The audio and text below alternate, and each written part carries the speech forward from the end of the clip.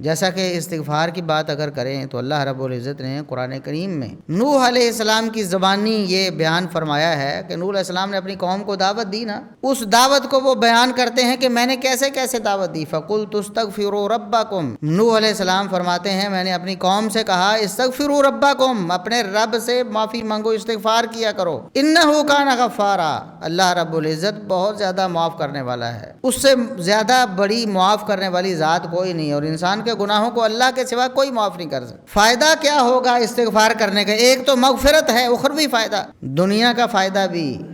وَيُمْدِدْكُمْ بِأَمْوَالٍ وَبَنِينَ، اللہ رب العزت تمہارا مال بڑھا دے گا، تمہاری اولاد بڑھا دے گا، برکتیں ہی برکتیں نصیب فرما دے گا، گنتی بھی، تعداد بھی زیادہ،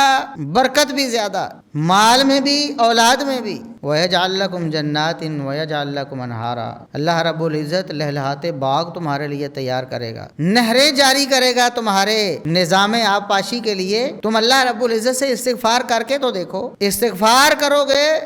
دنیا کے فائدے بھی حاصل ہوں گے، مالی مسائل ختم ہوں گے، مال کی فراوانی ہوگی، اولاد حاصل ہوگی، اللہ رب العزت کی نعمت ہے بہت بڑی، اور اللہ رب العزت بڑھا چڑھا کے یہ نعمتیں دے گا، اور پھر خوشحالی اور ترقی ہوگی، تمہارے کھیت کھلیان ہرے بھرے ہوں گے، ان میں فصلیں اور پھل بھرپور ہوں گے، اور اللہ رب العزت پانی کا بندوبست بھی کرے گا۔ اور